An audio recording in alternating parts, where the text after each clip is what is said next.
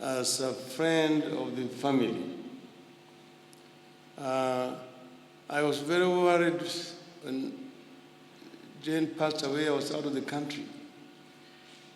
And then she had already been interred, and I was wondering I was not going to have an opportunity to say something. Then when I came back, this service was arranged. So I'm very glad to be here. And I stand here as a friend of the family. A lot has already been said about Jane, and I don't want to bore this audience by repeating.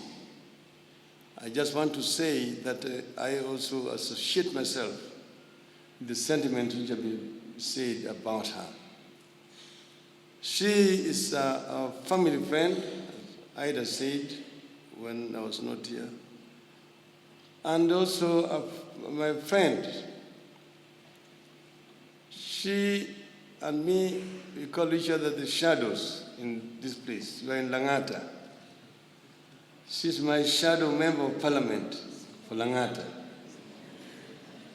So she will tell people that when Raila is out of the country, I'm the one who's in charge. So there's no vacuum in Langata. And we have been like that for a long time.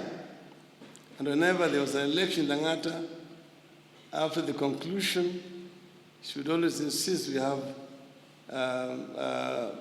some ceremony.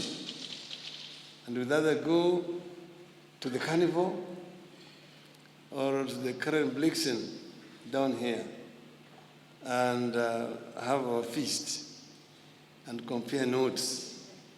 And she would tell me some of the other things which are going on, the rumors in the constituency. So we are truly friends. And she's a great person, very generous, very focused, and very simple and easygoing.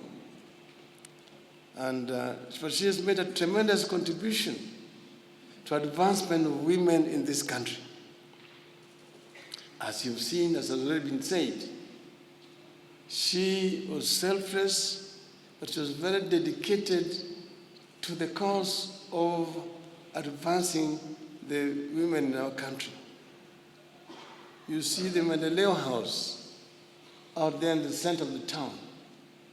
That is the product of our work. And it's not a mean feat by any standards. So she's done a lot of things. There are a number of other women who have also made contribution in our country. And sometimes we don't recognize them. I think we really need to celebrate the role which women have played in our country. From the days of the struggle for independence,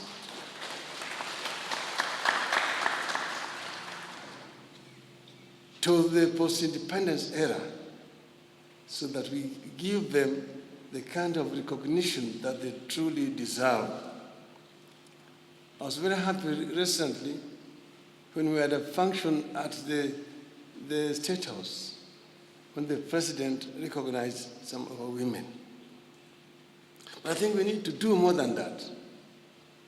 Last night, those of you who watch SABC, South African television, would have seen they were paying tribute to Albertina Sisulu, the wife of late Dr. Sisulu, who was with Mandela in Robben Island.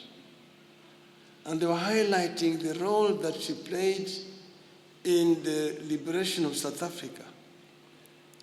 And the best tribute was made by Archbishop Desmond Tutu when he was recognizing the role that Albertina played.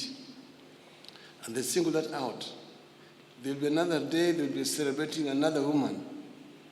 The women who have done things in the fields of academia, in the fields of sport, and in the fields of the social welfare, which need to be recognized by us as a people generally. And I was saying that time will come one day that this will be done. Now, Jane had a simple background, beginning.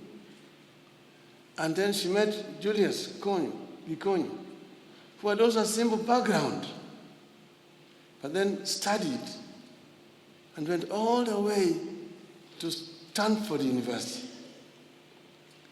When I was in Harvard in sabbatical, and I was reading the work of Julius Gikonyo Kiano and Mungai Njoroge when they were studying at Stanford University in the 50s. The petition that they were writing to the United Nations about the struggle in Kenya and how the freedom fighters should be released, it is tremendous. And they also presented another petition, not about Kenya, but about a land which had been taken by people called Mamerus around Arusha in Tanzania. So these were true, really nationalists.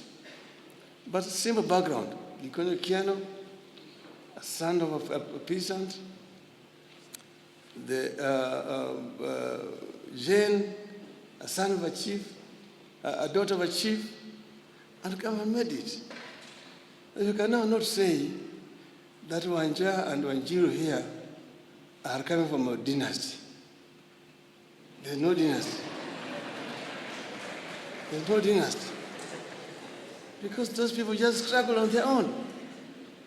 Jomo Kenyatta, the son of a pauper, he struggled, was detained by colonialists for all those years. You cannot say there's a Kenyatta dynasty. That because of that, Uhuru is a part of a dynasty. Odinga, son of Raila, was just another pauper. You could say he was a hustler. You cannot say therefore that Raila is a product of a dynasty. Raila is just Raila the way he is. Uhuru is Uhuru because of himself. Nobody has elected Uhuru because he's son of Kenyatta. Nobody votes for Raila Odinga because he's son of Oginga Odinga. Because of Raila. This is what it is. May the Lord rest Jane's soul in eternal peace.